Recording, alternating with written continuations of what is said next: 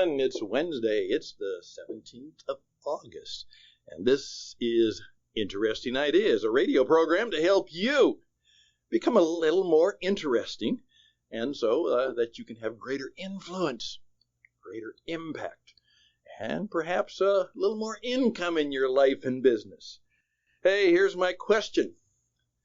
45 years ago, last night, August 16th, 1977, I knew exactly where I was. Now, why is that true? How could it be that for some reason I knew exactly where I was on August 16th, 1977? Well, there's a very interesting story about a very famous person, and perhaps we can segue into a lesson on that might be helpful and useful to you in your life and business today. So, let's see if it works for you today as I tell you my story about 45 years ago, right at this very time. Some interesting ideas, I hope, and the program begins right now.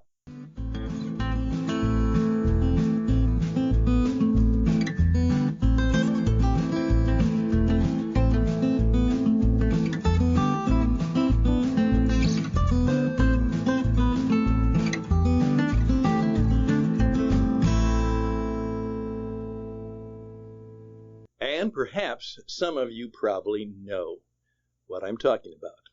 Yes, the film reminded me, and by the way, if you haven't seen the film Elvis, it's about 3+ hours and is really worth it.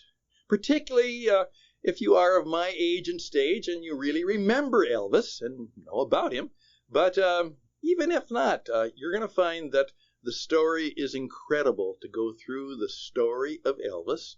And then, of course, the very sad story is that, 45 years ago, on August 16th, 1977, he died.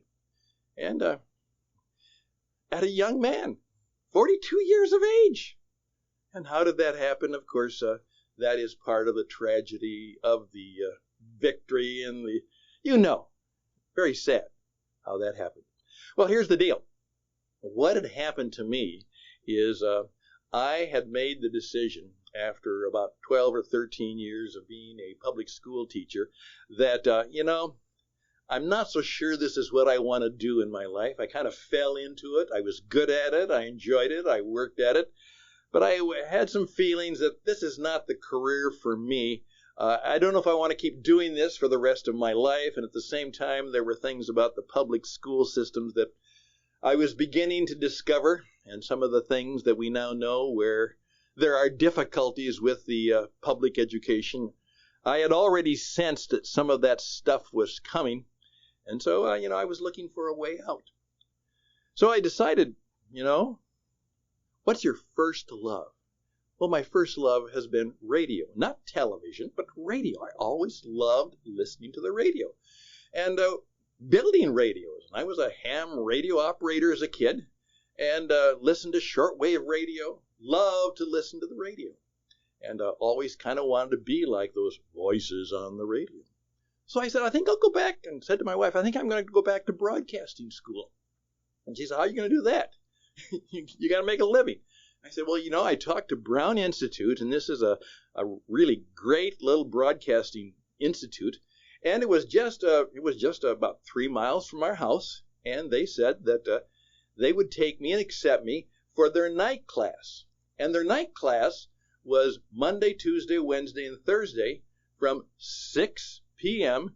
to 10 p.m., which would allow me to teach school, from about 7 and 8 in the morning till about 4 o'clock, and then I could run home and get something to eat and make my way and then do another 4.5 hours of broadcast training. And it was going to be, 4 nights every week, and you did that for at least 18 months. If you wanted to be a good broadcaster, that's what they wanted to make you do.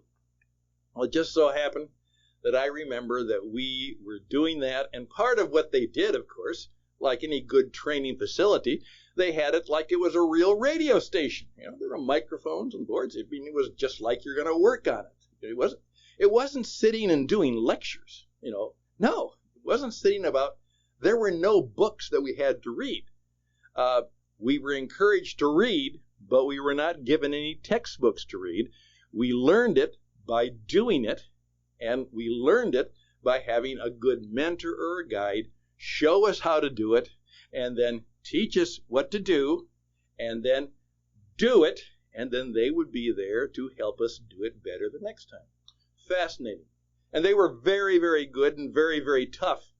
In fact, one time they called me in, and the mentor said, Stan, you're doing well, but you have a little bit of what we call a lisping S. I said, really? I'd been teaching school for some time, so I could present myself well. Yeah, you can't quite hear it, but we can hear it, and that's not the way a first-class broadcaster will have to be, so you're going to have to work an extra 2 hours every day and do some work, and then you're going to figure out how to correct that lisping S, and we'll tell you how to do it, and this is what we want you to do, and in 2 weeks, we're going to listen to your tape, and if you haven't corrected that, we're going to take you down to the office, and we'll give you your tuition back because you can't make it, and we're not going to take your money because the people from Brown Institute are really good, and that's why we get a job for everyone, so see if you can handle that. Wow. Well, guess what happened? I did it, and they congratulated me. Good for you, Mr. Houston. Sounds good. You're well on your way to be a professional radio broadcaster. So it was that kind of training that went through.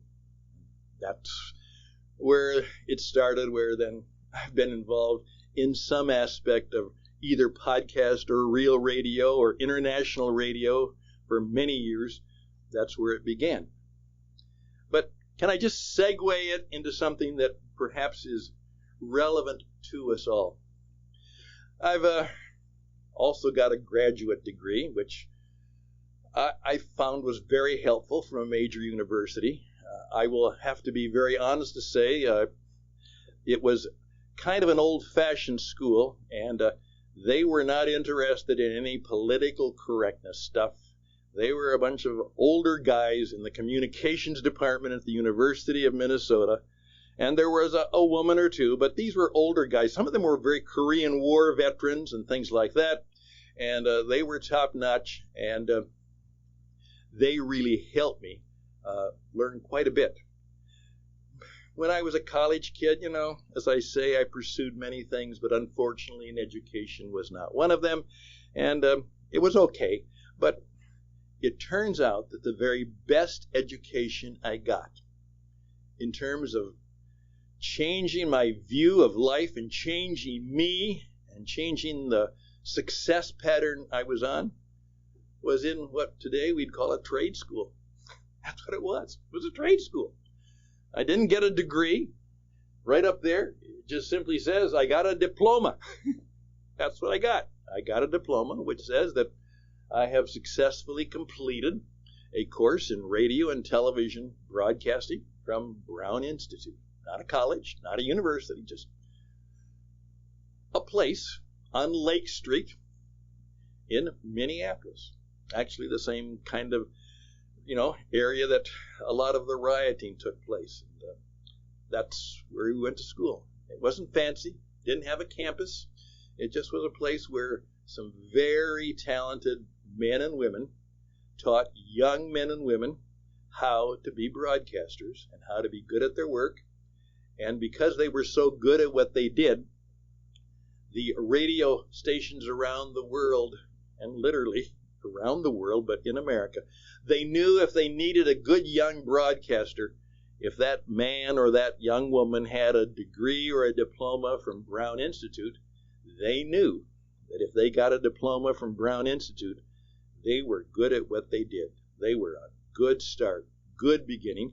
And then the people at Brown made this point. They said, we will make you so good that it will be very easy for you to get your first job. Now, it might be a little podunk station in North Dakota, but that's where you will start. And if you do it well, then the rest is up to you. You've gotten your foot in the place. You've got your mouth in front of a microphone. Go get them. We wish you well. If you lose your job, which you probably will because they fire people a lot, just go back to us and we'll try and place you in another job. But it's up to you to make your mark. I've just discovered that in many cases that the colleges are now lamenting the fact that enrollment is down, and it's going down. They're kind of panicky about it. Well, of course, the pandemic has contributed to that, but all of you know where I'm going. Obviously, questioning the value of a lot of what is called college education. We should not be telling our young men and women that college and that kind of formal 3 to 4 year education is necessary for everybody. In fact, it may not be necessary for the majority of people. There are hundreds of ways of getting an education which has nothing to do with going to a college or a university. In fact, even though you might not like it, the best way oftentimes to get an education is to be what Donald Trump said. Be an apprentice to somebody who's good. I teach young people now, when you're looking for your first job, don't just look for somewhere you can get a job. Go and see if you can get a job where you're working with somebody who's really good at what they do. Where your boss or your colleague or the person that is supervising you in some way is really good. They're one of the best in the industry. Doesn't matter.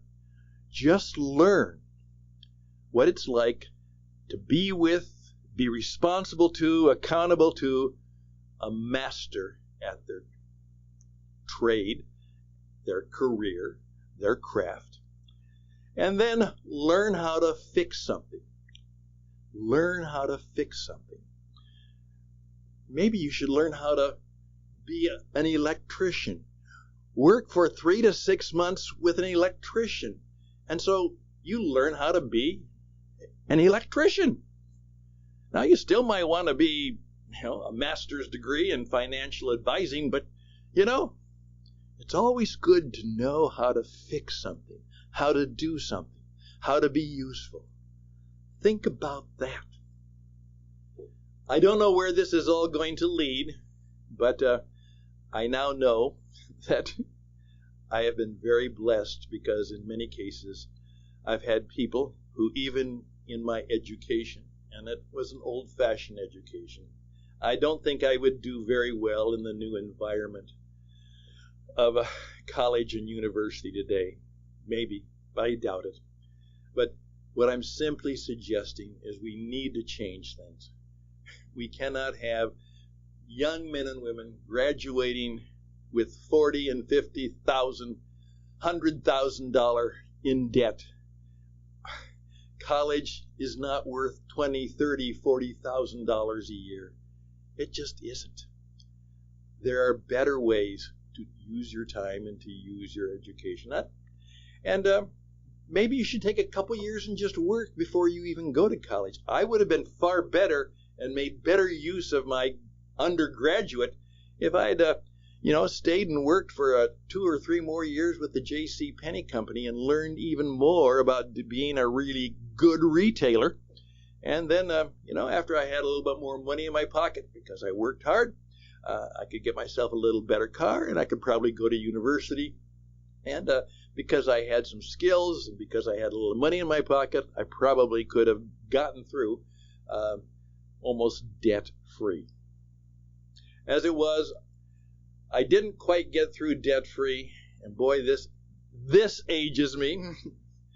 At the end of my college career, they called me in and said, Mr. Husted, unless you come up with the $400 you owe us, you will not get your diploma. So I had to figure out how to come up with $400 so I could get my diploma. And you know what? I did that. Got a loan, got an extra job, And before I graduated, I had paid that $400. And within a year, I'd paid the loan back at $50 a month. There we go. I'm Stan Houston. Just some stories that might be helpful and useful to you. And it's how did we start? We began with August 16th, the sad, sad story of Elvis Presley. By the way, just a way to bring it to an end, I've got another interesting story about that night on August 16th. I'm Stan Houston. Lots of storytelling, perhaps some interesting ideas. We'll be right back.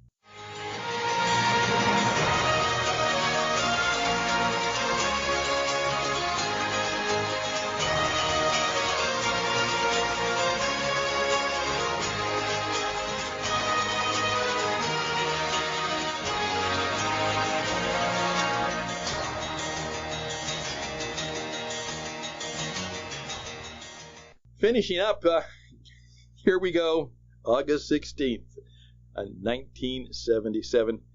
Because I was the first one there to the teletype machine in which the bells were ringing and the flash came in that told about the death of Elvis Presley, I took and I tore off and I kept that first announcement of the death of Elvis Presley.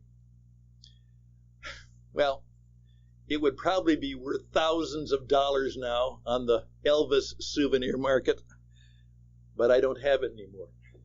I had a good friend who was a dear, dear woman and loved Elvis so much and was totally grieved by his death. And she was one of my teaching colleagues, and so just to help her feel better, I went and gave that obviously very valuable piece now to her. And I guarantee you, she still has it, and she's still grateful for the gift I gave her. But, c'est la vie, so be it, I did the right thing. Maybe I can do the right thing for you. Please reach out to me at stanhouston@gmail.com, stanhouston@gmail.com. It comes to business performance coaching and teaching you how to be a world-class podcaster. We can do that. If you want to change your life in significant ways, we think we can probably help you in some way. It will not be a degree. It will not be a diploma. It will be not only a certificate, but it will be some wisdom, insight, and truth, and will make you an honorary wit person. Take care.